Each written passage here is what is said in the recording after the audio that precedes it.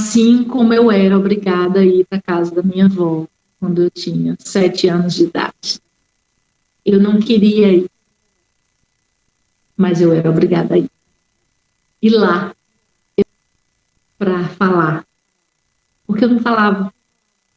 Observe que vítima boa, né? Essa. Que vítima ideal, essa. Queridos, essa menina, a mãe não deixou levar o padrinho para lá. E eu precisei dizer para essa menina que se ela tivesse outra casa para morar, porque a mãe não ia deixar de favorecer. Porque o tio prometia que não fazia nada, só abraçava. Mas um abraço malicioso, sexualizado, cheio de carícia, ele é tão prejudicial quanto um toque ou quanto um abuso peniano. Dependendo do nível, ele é tão quanto. Obviamente que as sequelas físicas, né, são diferentes. Eu, por exemplo, tive que lidar, quando eu cheguei na adolescência, eu acho que parte disso teve a ver quando eu cheguei na 6ª série, que eu fui estudar corpo humano e tal, e eu vi que a gente tinha...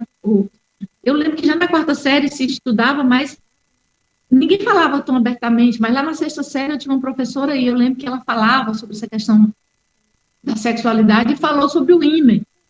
E eu me lembro que eu fiquei atormentada, porque eu me lembrei da questão do sangue, eu me lembrei, assim, vinha memórias bem cortadas, mas eu disse, então eu não tenho mais isso. E para mim foi muito traumático na época, eu descobri, ou eu lembrar, e eu comecei a temer. Eu estou falando, gente, de 30 e tantos anos atrás. Eu comecei a temer, poxa, ninguém vai gostar de mim assim. Ninguém vai, né? Eu tinha namorados, mas quando eu me apegava àquele namorado, eu deixava, porque eu tinha medo de me apegar e da pessoa não me querer, porque eu não era mais virgem. Eu tinha deixado de ser virgem por um abuso sexual. E aquilo me maltratava muito. Mas aí, depois eu conheci meu esposo, a gente tinha 3 meses de namoro, eu falei para ele. Eu disse para ele, olha, eu sofri abuso, eu não... Isso, agora, gente, eu não falei assim, né? Foi chorando igual desesperada, eu tinha 19 anos na época. Então, para mim, aquilo era o fim da minha vida, né? Como se fosse assim, poxa, ele não vai me amar, ele não vai me querer do jeito que eu sou, e minha vida está destruída. Então, foi um trauma, foi uma coisa terrível, né? Viver essa experiência ali. Mas, ao mesmo tempo, eu fui acolhida, amada, e não é à toa que nós estamos juntos há mais de 26 anos. Nem todas as mulheres têm esse privilégio.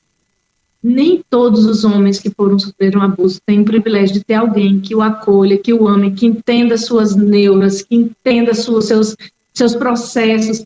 Queridos, uma criança, um homem, uma menina, um menino, uma adolescente que sofreu abuso, elas nunca mais serão as mesmas. Não tem como. Não tem como. Não tem como. Por mais que a gente tenha cura, mas houve um despertar. Exemplo, eu vou dizer uma coisa, Edileide, você gosta de conversar, né? A gente estava falando das características de quem sofreu abuso. Eu espero ter deixado claro. Se alguém mais tiver alguma pergunta, alguma coisa, pode ir anotando, depois o El me passa essas perguntas e eu posso ir respondendo. Então, nós dissemos, quem é o abusador, características do abusador, características da vítima, e quem é a vítima, que eu podia ter dito antes, é qualquer criança e qualquer adolescente.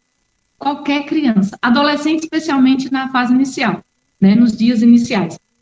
Ou os 12 anos, né? Então, é muito difícil um adolescente com 15, 16 anos que não sofreu abuso na infância, ele permitiu o abuso na adolescência. É muito difícil. Mas esse adolescente, ele muitas vezes vai demonstrar que sofreu esse abuso apenas na adolescência. Apenas na adolescência. Então, a gente precisa também ficar atento às características dos adolescentes. Tem adolescente que sofreu abuso na infância e que ele Tipo, não tem nenhum tipo, não valoriza nem um pouco o corpo dele. Ele acha que o corpo dele não tem valor. Ele acha que o corpo dele é, sabe?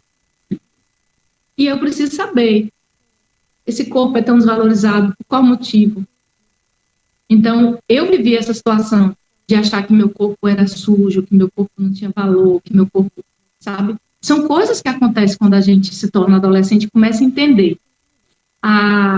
Então, vamos pensar assim, enquanto escola, o que a gente pode fazer? Eu vou falar aqui das 3 idades, tá? Da criança na educação infantil ou na creche, especialmente a educação infantil, que eu sei que é o público que a prefeitura atende, né, como secretaria de... Mas eu creio que vamos falar de forma geral, né? Educação infantil e creche. O segundo público, já adolescência na primeira infância, desculpem, gente, crianças na segunda infância, ou do final da primeira infância para a segunda, que é os 7 anos de idade, 8, 9, 10, 6, 7, 8, 9, certo? 10 anos, 11 anos, e adolescentes, ok? Então, vamos pensar aqui o que enquanto escola, nós podemos fazer. A primeira coisa que a gente precisa, em todas as idades, em todas, é falar com a família. Em todas as idades, a gente precisa falar com a família.